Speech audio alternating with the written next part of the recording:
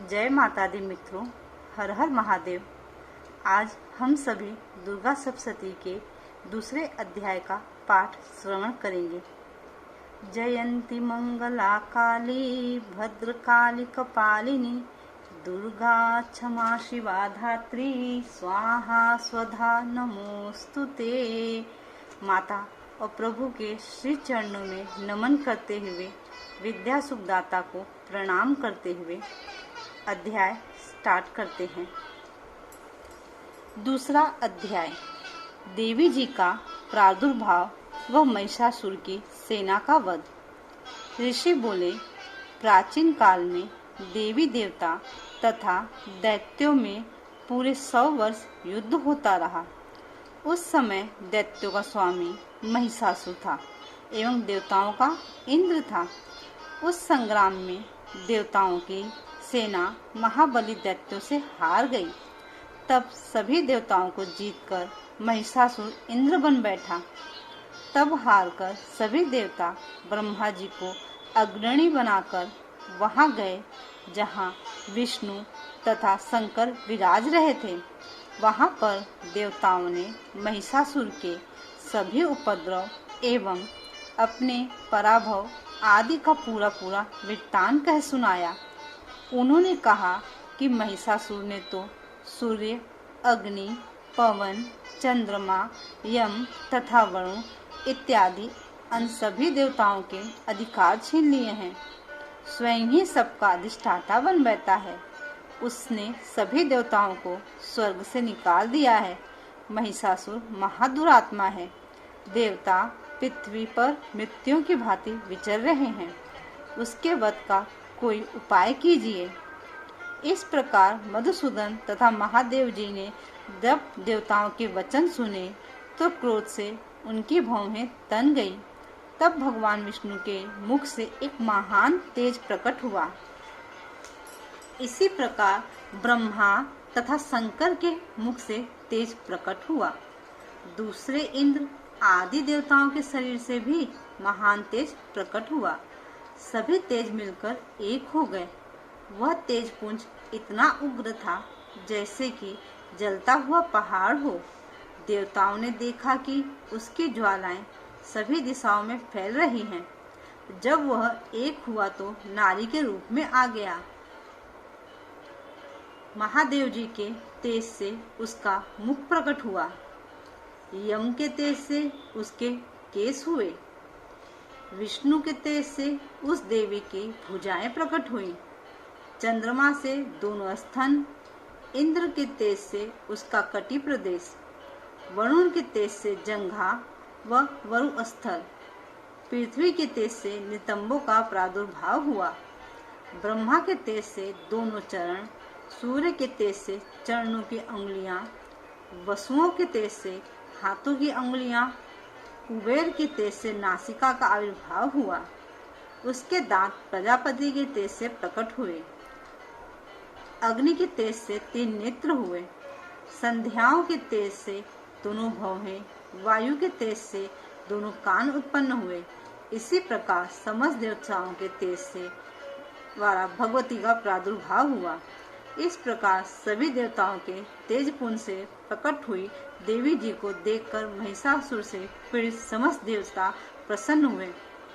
बोले भगवती पराम्बा जगदम्बा माता की जय। महादेव ने देवी को अपने त्रिशूल से शूल निकालकर दे दिया। श्री विष्णु जी ने अपना सुदर्शन चक्र प्रकट करके दे दिया। वरुण ने शंख तथा अग्नि ने उसे शक्ति दी। मारुत ने उन्हें धनुष दिया और बाणों से भरे हुए 2 तरकस दिए। देवराज इंद्र ने अपने वज्र से वज्र पैदा करके दे दिया। फिर सहस्त्र नेत्र इंद्र ने ऐरावत हाथी से घंटा दिया।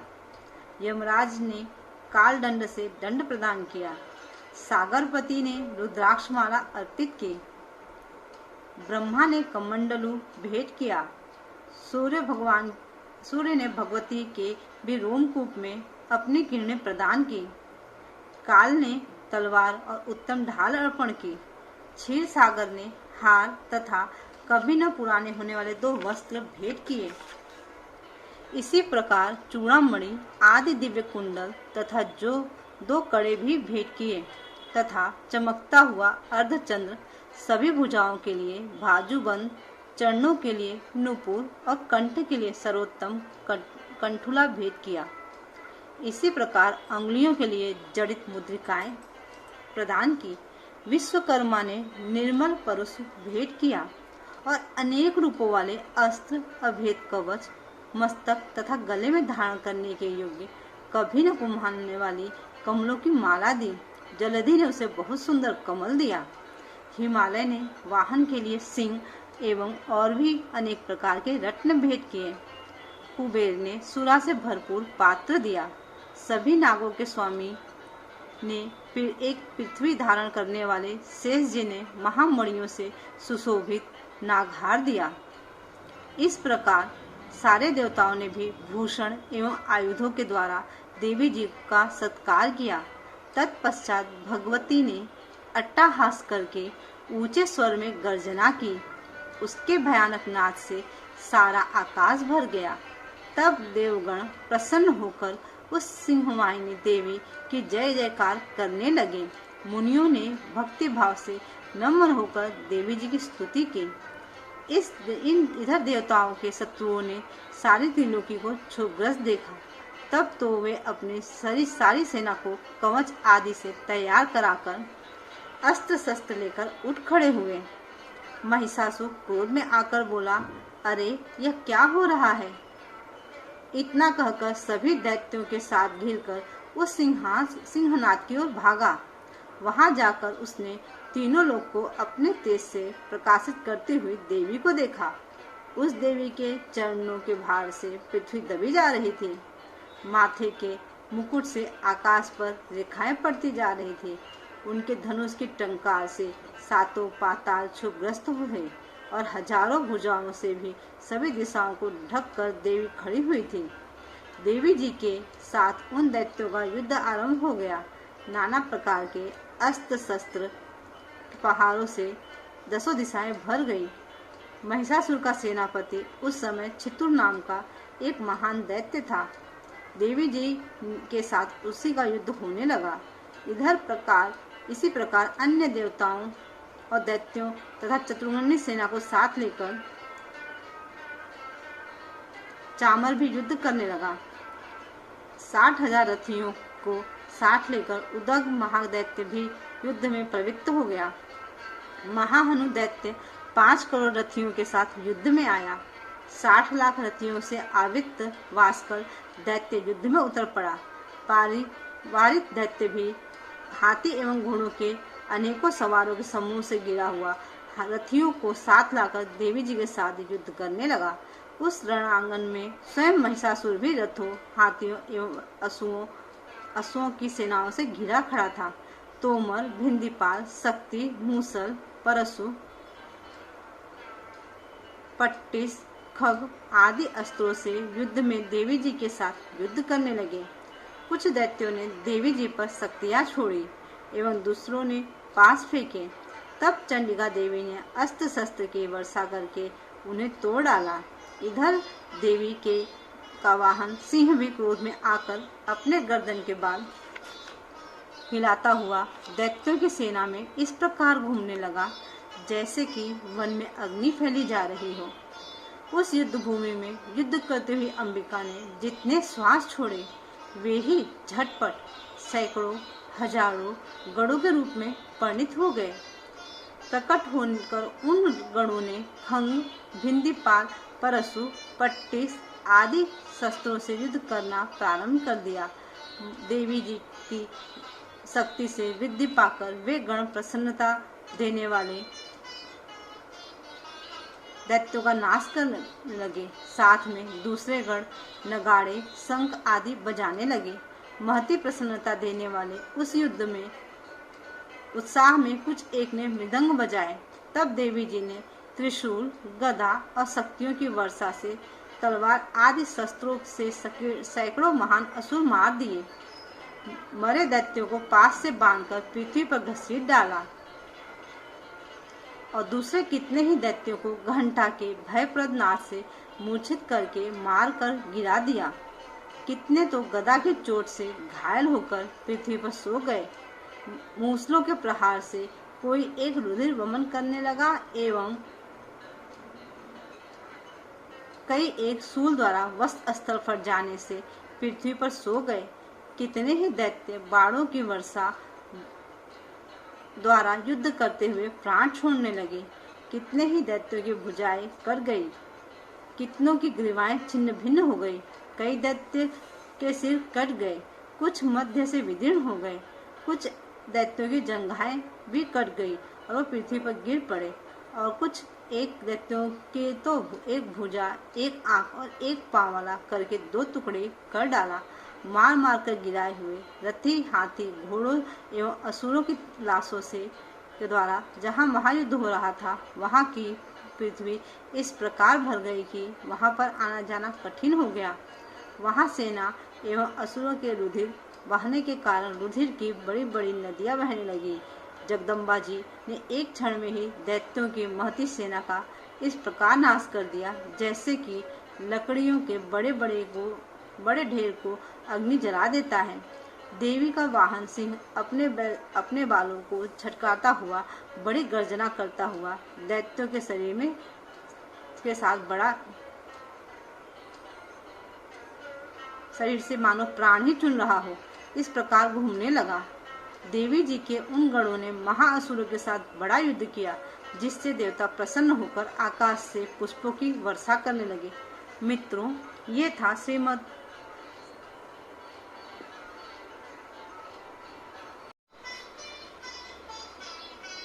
सर्वमंगल मांगल्ये शिवे सर्वार्थ साधिके शरण्ये त्र्यंबके गौरी नारायणी नमोस्तुते। श्री नारायणी नमोस्तुते। श्री नारायणी नमोस्तुते। हर हर महादेव। मित्रों, जय माता दी फ्रेंड्स। आज हम सभी दुर्गा सप्तशती के तीसरे अध्याय का श्रवण करेंगे। तीसरा अध्याय, महिषासुर का वध। ऋषि बोले, महाअसुर छितुर सेनापति ने जब यह देखा कि सेना तो इस प्रकार मारी जा रही है, तब उसे बड़ा क्रोध उत्पन्न हो गया और वह स्वयं भी अंबिका के साथ युद्ध करने निकल पड़ा। युद्ध में जाकर उसने देवी जी पर बाणों की इस प्रकार वर्षा की, जैसे मेघ सुमेरु पर्वत की चोटी पर जाकर जलधारा बरसा रहा हो। तब देवी ने उसके बाण समूह को खेत में ही काट दिया। फिर बाणों द्वारा उसके सारथी घोड़ों को मार डाला।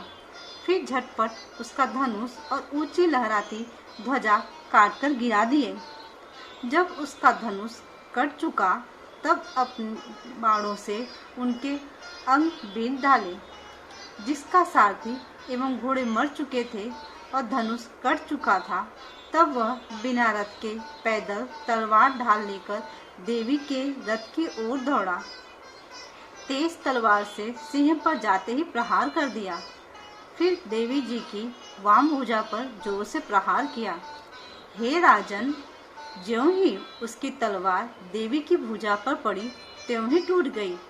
फिर असुर ने क्रोध से आंखें लाल लाल करके शूल पकड़ लिया। भद्रकाली जी पर उस दैत्य ने शूल डाल दिया। वह शूल इस प्रकार चमकता था जैसे कि आकाश से सूर्यमंडल गिर रहा हो। देवी जी ने अपने ओर आते हुए शूल को देखकर उस पर अपना शूल चढ़ा दिया, जिससे वह शूल सैकड़ों टुकड़े हो गया। साथ में उस छितुर महादैत्य के प्राण निकल गए। जब महिषासुर का बलवान सेनापति मारा गया, तब देव शत्रु चामर हाथी पर बैठकर आ गया और आते ही उसने अंबिका देवी पर शक्ति का प्रहार किया। श्री देवी जी ने हुंकार द्वारा ही तेजहीन कर उसे जमीन पर गिरा दिया। अपनी शक्ति को गिरा हुआ देखकर चामर को बड़ा क्रोध आ गया। उसने पुनः शूल का प्रहार कर दिया। शूल को भी देवी जी ने बाणों द्वारा उछाल डाला। तब सिंह उछलकर हाथी के मस्तक पर चढ़ा बैठा। फिर दैत्य के साथ भुजा युद्ध करने लगा। वे दोनों परस्पर लड़ते लड़ते उस हाथी पर से नीचे पृथ्वी पर आ गिरे और भयंकर प्रहारों से परस्पर युद्ध करने लगे। तब बड़े वेग से सिंह ऊपर को उछला और आकाश से नीचे की ओर गिरते गिरते पंजों के प्रहार से दैत्य चामर का सिर धड़ से अलग कर डाला। देवी जी ने शिला एवं वृक्ष आदि से युद्ध में उद्गत को मार डाला। फिर कराल को भी दांतों, मुक्का एवं थप्पड़ों के द्वारा मार गिराया। क्रोध में परिपूर्ण देवी ने गदा की चोटों से उद्धत को चूर चूर कर दिया। भिंदीपाल शस्त्र द्वारा वास्कल तथा बाणों द्वारा अंधक एवं ताम्र को मारकर यमधाम भेज दिया। त्रिनेत्र धारिणी देवी परमेश्वरी ने उग्रासय, उग्रवीर, महाहनु नाम के दैत्यों को त्रिशूल द्वारा मार दिया। तलवार से विडाल का सिर धड़ से अलग कर दिया। दूधर और दुर्मुख इन दोनों को बाणों द्वारा यमपुरी पहुंचा दिया। इस प्रकार अपनी सेना का नाश होता देखकर भैंसे का रूप बनाकर महिषासुर उन गणों को डराने लगा। कुछ एक गणों पर अपने नथुनों से प्रहार किया, दूसरों को सींगों से फाड़ा, कुछ एक को वेग द्वारा, दूसरों को सिंहनाद द्वारा और घूमने से अन्यों को श्वास वायु द्वारा पृथ्वी पर गिरा दिया। इस प्रकार जब गण सेना को गिराकर वह महिष सिंह की ओर झपटा, ज्यों ही सिंह को मारने लगा, तब जगदम्बा को बड़ा क्रोध उत्पन्न हुआ। इधर महापराक्रमी महिषासुर भी क्रोध से पृथ्वी तल को अपने खुरों से खोदने लगा। फिर सिंहों से बड़े ऊंचे ऊंचे पहाड़ उठाकर फेंकने लगा, साथ में गरजने लगा। वेग के साथ घूमने पर पृथ्वी क्षुब्ध होकर फटने लगी। उसने पूंछ से समुद्र पर प्रहार किया, जिससे क्षुब्ध होकर समुद्र पृथ्वी को चारों ओर से डुबाने लगा। चलायमान होते हुए सिंह के द्वारा छिन्न भिन्न हुए बादल के टुकड़े टुकड़े हो गए। उसके श्वासों की कठोर वायु से उड़ते हुए सैकड़ों पर्वत आकाश से गिरने लगे। इस प्रकार क्रोधपूर्ण उस महादैत्य को अपनी ओर आता देखकर चंडिका ने उसे मारने के लिए क्रोध में आ गई। कुपित चंडिका ने उसकी ओर पास फेंका, वो उसके द्वारा उस दैत्य को बांध लिया। तब तो उस महायुद्ध में बंधे हुए उस दैत्य ने अपने महिषासुर रूप का त्याग कर दिया, झटपट सिंह के रूप में आ गया। ज्यों ही चंडिका उसका सिर काटने लगी, तब तो वह तलवार हाथ में लिए पुरुष दिखाई देने लगा। तब शीघ्रता से तलवार ढाल वाले उस पुरुष को अपने बाणों से देवी ने बींध डाला। अब वह एक बड़ा हाथी हो आया। अपनी सूंड से देवी के सिंह को खींचता फिर गरजने लगा। उसके खींचते समय अपनी खड़ग के द्वारा देवी ने उसकी सूंड को काट दिया। फिर वह महादैत्य भैंसे के रूप में आ गया और चराचर त्रिलोकी को सताने लगा। तो जगन्माता चंडिका क्रोध में आकर फिर उत्तम मधुपान करने लगी और लाल लाल नेत्र करके हंसने लगी। वह दैत्य भी बल पराक्रम के मद में उन्मत्त होकर गरजने लगा और अपने सींगों से पहाड़ उठा उठाकर देवी की ओर फेंकने लगा। देवी जी ने भी अपने बाणों के समूह से उसके फेंके हुए पर्वतों को चूर चूर कर दिया। तब सुरापान के मत्स्य के कारण लाल लाल नेत्र वाली चंडिका जी ने कुछ अस्त व्यस्त शब्दों में कहा। देवी जी बोली, हे मूर्ख, जब तक मैं मधुपान कर रही हूँ तब तक तू क्षण भर के लिए गरज ले। मेरे द्वारा संग्राम भूमि में तेरा वध हो जाने पर तो शीघ्र ही देवता भी गरजने लगेंगे। ऋषि बोले, इस प्रकार देवी जी की उछलकर उस महादैत्य पर चढ़ गई। पांव से दबाकर दैत्य के कंठ पर त्रिशूल से वार किया। देवी के पांव से दबे हुए उस दैत्य ने अपने मुख से बाहर निकलने का प्रयत्न दूसरे रूप में किया। अभी आधा निकल ही पाया था कि देवी जी ने अपने पराक्रम के द्वारा उसे वहीं रोक लिया। आधा निकलकर भी उस दैत्य ने युद्ध करना नहीं छोड़ा। तब देवी जी ने अपनी तेज तलवार से उसका सिर काटकर नीचे गिरा दिया। दैत्य सेना हाहाकार करने लगी। तब उस सारी सेना का भी देवी जी ने नाश कर दिया। सभी देवता अत्यंत प्रसन्न हुए। दिव्य महर्षियों ने के साथ सभी देवताओं ने स्तुतियां की। गंधर्वराज गायन करने लगे, अप्सराएं नाचने लगी। भक्तों, अब हम सभी चौथे अध्याय का श्रवण करेंगे। यहाँ पर देवताओं द्वारा देवी की स्तुति का उल्लेख है। ऋषि बोले, अत्यंत पराक्रमी उस दुरात्मा महिषासुर एवं उसकी सेना के देवी द्वारा मारे जाने पर इंद्र आदि देवतागण अपनी वाणियों द्वारा देवी जी की स्तुति करने लगे। जिस देवी जी ने अपने शक्ति से सारे जगत को व्याप्त कर रखा है, जिसका स्वरूप सभी देवताओं का समूह है, सभी देवता महर्षि जिसकी पूजा किया करते हैं, उस अंबिका देवी को हम प्रणाम करते हैं। माँ, श्री चरणों में कोटि कोटि प्रणाम है। भगवती पराम्बा, वे देवी हमारा मंगल करें। माँ, हम सभी का मंगल करें। माँ, जिसके अतुल प्रभाव को एवं बल को भगवान शेषनाग, ब्रह्मा तथा हरि भी नहीं कर सकते हैं, वही चंडिका देवी सारे जगत के पालन के लिए तथा अमंगल के भय के नाश का विचार करें। जो श्री स्वरूपिणी पुण्यात्माओं के घरों में तो लक्ष्मी स्वरूपा है, पापियों के घरों में दरिद्रता, पवित्र बुद्धि वालों के हृदय में बुद्धि, श्रेष्ठ पुरुष के यहाँ श्रद्धा, कुलीन मनुष्यों में लज्जा स्वरूपिणी है। इस प्रकार की हे देवी जी, हम आपको प्रणाम करते हैं। हे नारायणी, हे भगवती, हे परा अम्बा, कोटि कोटि प्रणाम। माँ, हे भगवती, आप विश्व का पालन करें। हे मातेश्वरी, आपके इस अचिंत्य रूप का, असुरों के क्षय करने वाले आपके महान पराक्रम का एवं देवता तथा असुरों के सामने संग्राम में किए गए आपके अद्भुत चरित्रों का वर्णन हम किस प्रकार कर सकते हैं। हे भगवती, आप संपूर्ण जग का कारण हो। सत्व, रज, तम इन तीनों गुणों वाली होते हुए भी आप अज्ञेय हो। दोषों के कारण हम लोग आपको जान ही नहीं सकते हैं। हम तो क्या, विष्णु, शिव आदि भी आपका पार नहीं पा सकते हैं। आप सबकी आश्रय हो। आप आद्या, अव्यक्तता, पराप्रकृति हो। हे देवी जी, सभी यज्ञों में जिसके उच्चारण करने से सभी देवता तृप्त हों, आप ऐसा अचिंत्य महाव्रत स्वरूप हो। संपूर्ण दोषों से रहित, इंद्रियों को वश में करने वाले, तत्व को ही सार जानने वाले मोक्षार्थी मुनिजन जिसका अभ्यास करते हैं, वे देवी भगवती पराविद्या आप हो। माँ, आप शब्द स्वरूपा हो। परम पवित्र ऋग्वेद, यजुर्वेद एवं मनोहर उद्गीत के पदों के पाठ से युक्त सामवेद का आप निधान हो। वेदत्री देवी हो। 6 गुणों से संपन्न आप भगवती हो। सभी शास्त्रों का ज्ञान कराने वाली हे देवी, आप मेधा हो।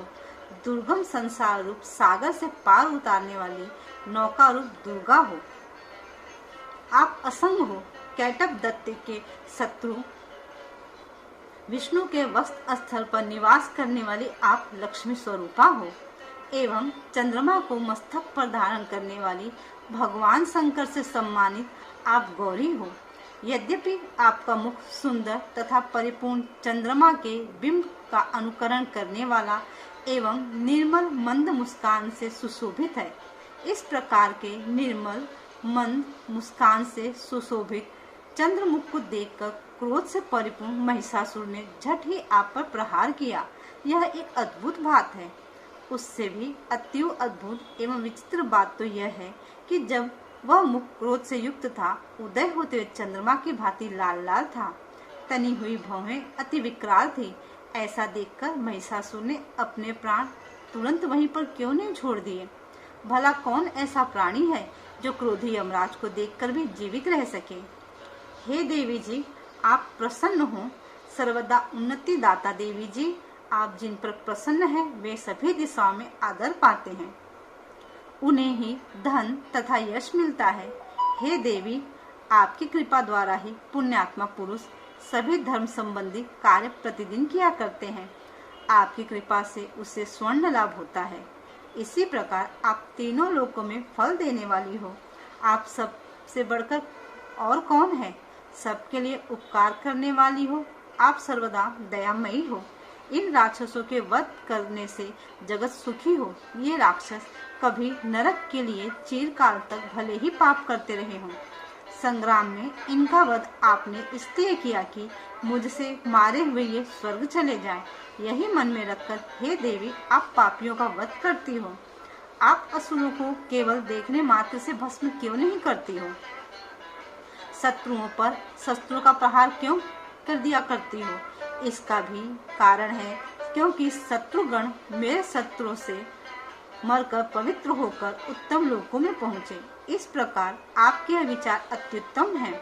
आपका शील स्वभाव दुराचारियों के दुस्वभाव को निवृत्त करने वाला है और आपका रूप अचिंत्य है। उसकी अन्य किसी के साथ तुलना नहीं हो सकती है। आपका पराक्रम तो देवताओं के पराक्रम को नाश करने वाला और दैत्यों का नाश करने वाला है। इसी प्रकार आप शत्रुओं पर भी दया करती हो। आपके पराक्रम की तुलना हे देवी किसके साथ हो सकती है? आपके रूप भी तो परम मनोहर हैं, परंतु शत्रुओं को भयदायक हैं। हे वरदायिनी, त्रिलोकी भर में यह आप में ही दिखाई देते हैं। हे देवी जी,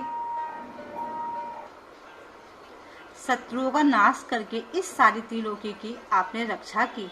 संग्राम भूमि में उन दैत्यों का विनाश करके उन्हें स्वर्ग में पहुंचा दिया और वहां हमारा भय भी दूर कर दिया, जो कि हमें उत्तम दानव डराया करते थे, उन्नत दानव डराया करते थे। हे माता, आपको नमस्कार है। हे देवी, हमारी सूल से रक्षा करें। हे अंबिके, खड़ग द्वारा हमारी रक्षा करें एवं घंटा के शब्द तथा धनुष के टंकार से भी हमारी रक्षा कीजिए। हे चंडिके, पूर्व पश्चिम दक्षिण में हमारी रक्षा करें। अपने त्रिशूल को घुमा घुमा कर उत्तर में भी हमारी रक्षा कीजिए। ऋषि बोले, इस प्रकार देवी जी की देवताओं ने स्तुति की और नंदन वन में उत्पन्न हुए फूलों तथा गंध चंदन आदि से जगत की माता की उपासना की। सभी देवताओं ने भक्ति पूर्वक दिव्य धूपों द्वारा अर्चन की। तब देवी प्रसन्न मुख होकर उन देवताओं से बोली, हे सभी देवताओं, अपनी अभिलाषा के अनुसार आप सब हमसे वर मांगे। देवता बोले, हे भगवती, आपने तो हमारी सभी कामनाएं पूर्ण कर दी, कुछ भी बाकी नहीं है। हमारे इस महिषासुर शत्रु का आपने वध कर दिया। फिर भी यदि आप प्रसन्नता पूर्वक हमें वर देना चाहती हैं, तो हे माता, यह वर दीजिए कि जब जब भी हम आपका स्मरण करें, तब तब हमारी बड़ी बड़ी आपत्तियां आप दूर करें माँ। हे प्रसन्न वदने मातेश्वरी, जो भी मनुष्य इन स्तुतियों द्वारा आपकी स्तुति करें, उसे वित्त रिद्धि वैभव दीजिए। हे अंबिके, हम पर सदा प्रसन्न रहिए माँ। ऋषि बोले, हे राजन, जब देवताओं ने अपना जगत के कल्याण के लिए इस प्रकार वर मांगा, तब उन्हें तथास्तु कहकर भद्रकाली अंतर्ध्यान हो गई। हे राजन, पूर्व काल में तीनों लोगों का हित चाहने वाली देवी का देवताओं के शरीर से जैसे प्राकट हुआ, वह सारी कथा मैंने कह सुनाई। मित्रों, ये था दूसरे अध्याय, तीसरे अध्याय, चौथे अध्याय का पाठ, जिसे हम मध्यम चरित्र भी कहते हैं। जय माता दी। हर हर महादेव।